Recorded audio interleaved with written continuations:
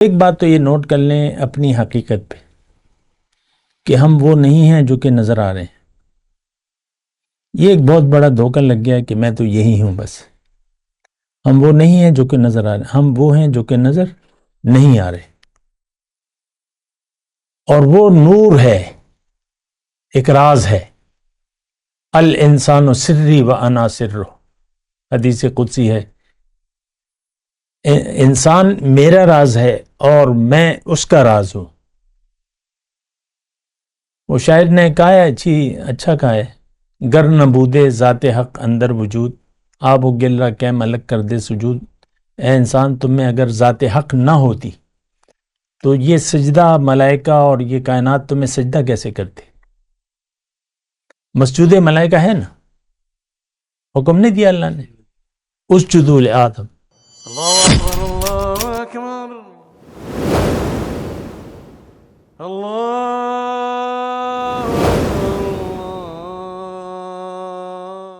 اعوذ باللہ من الشیطان الرجیم، بسم اللہ الرحمن الرحیم۔ اللہم صلی علی سیدنا محمد معدن الجود والکرم وآلہ وسلم۔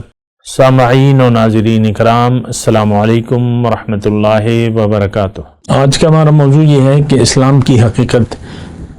دیکھیں، اللہ تعالیٰ نے، یہ میں نے گزشتہ نشست میں بھی آپ کو بتایا تھا کہ یہ کائنات ابھی بنی ہے اور اب ختم ہونے والی ہے، کیونکہ ٹائم سپیس تو ہے نہیں۔ یہ تو کائنات بنی تو ٹائم پیدا ہو گیا، ورنہ تو ٹائم نہیں تھا، دن اور رات کا تو کوئی تصور نہیں تھا۔ یہ تو ابھی بنی ہے اور اب ختم ہونے والی ہے، ایک مختصر عرصہ ہے۔ اللہ تعالیٰ نے قرآن میں خود فرمایا کہ وَمَا الْحَيَاةُ الدُّنْيَا فِي الْآخِرَةِ إِلَّا قَلِيلٌ، دنیا کی زندگی آخرت کے مقابلے میں تھوڑی ہے۔ آپ خود دیکھ لیں، اپنی عمر کو دیکھ لیں، چلیں اور باتیں تو چھوڑ دیں۔ تو انسان آپ کی نظر میں ہوگا، آپ کے گھر میں بچہ، پھر بڑا، پھر بوڑھا، آپ کے سامنے بوڑھا ہو جاتا ہے۔ اور اسی طرح ہم سب، یعنی جوانی کی دہلیز، بہت سے لوگ جوانی کی دہلیز گزار کے بڑھاپے کی آ گیا ان پر بڑا، تو عمر کا پتہ نہیں چلتا، یہ وقت گزر جاتا ہے۔ اور ایک بات میں آپ کو کہوں، قرآن کے حساب سے اللہ تعالیٰ نے فرمایا اقترب للناس حسابہم وہم فی غفلۃ معرضون، لوگوں کے حساب کتاب کا وقت قریب آ پہنچا اور یہ غفلت میں ہیں، غافل ہیں، اعراض کیا ہوا ہے، اس نے حق سے منہ موڑا ہوا ہے۔ یہ کون ہے؟ یہ آج کا مسلمان ہے۔ خیر، میں اسلام کی حقیقت میں آپ کو بیان کروں۔ دیکھیں، ایک بات تو یہ نوٹ کر لیں اپنی حقیقت پہ کہ ہم وہ نہیں ہیں جو کہ نظر آ رہے ہیں۔ یہ ایک بہت بڑا دھوکہ لگ گیا ہے کہ میں تو یہی ہوں بس۔ ہم وہ نہیں ہیں جو کہ نظر آ رہے ہیں، ہم وہ ہیں جو کہ نظر نہیں آ رہے۔ اور وہ نور ہے، ایک راز ہے۔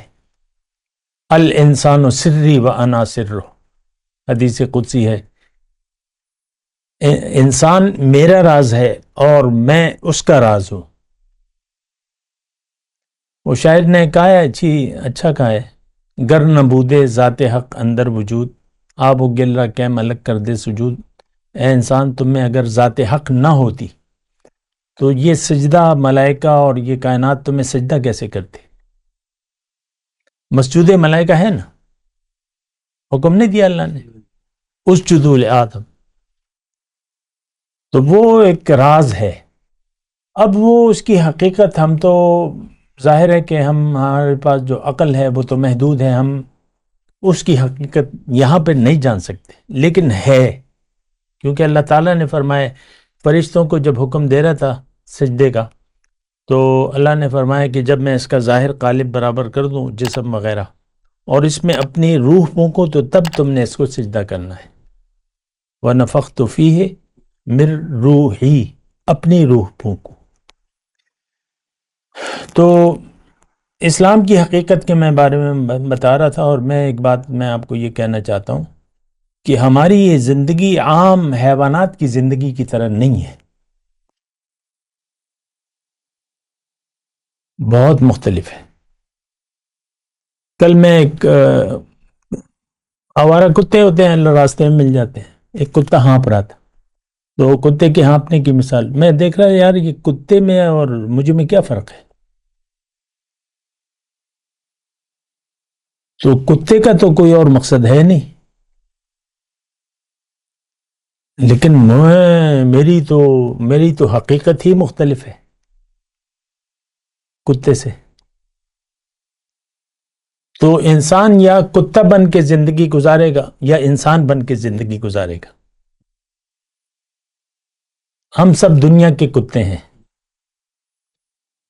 اور دنیا اور دنیا اور دنیا، فائدہ نہیں ہو رہا، دکان نہیں چل رہی، نوکری اچھی نہیں مل رہی، یہ نہیں ہو رہا، وہ نہیں ہو رہا. اور ہوس، وہ ہوس ہوتی ہے نا، وہ کتے کی اللہ تعالیٰ نے مثال بھی دی ہے نا کہ یہ ہانپتا رہے گا، اگر بھوک لگی ہو تب بھی اور نہ لگی ہو تب بھی. آپ نے دیکھا نا، پھر بھی ہانپے گا. ہانپنا ایک عادت ہے. تو ہانپنا کیا ہے؟ ہرس، زبان کھول کے بس وہ.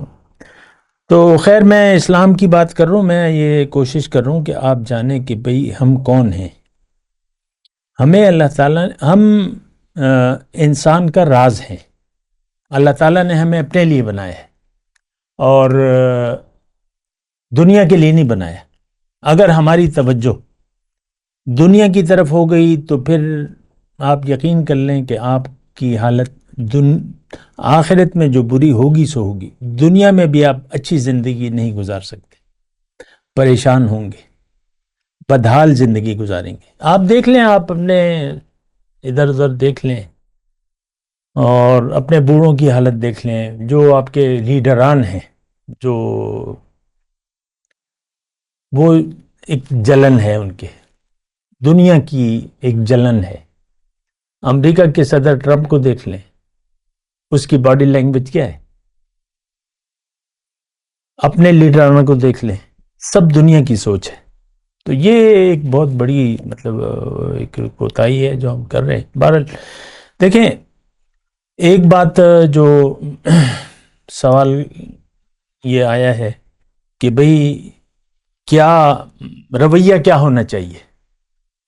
دیکھیں، اللہ تعالیٰ نے ہمیں کہا ہے کہ تم میرے بندے بن جاؤ، بس تم کامیاب ہو. نفس کے بندے نہ بنو، خواہشات نفس، دنیا کے پیچھے نہ پڑو اور دنیا کے لیے زندگی نہ گزارو. زندگی میرے لیے گزارو. اللہ تعالیٰ نے یہ حکم دیا ہے.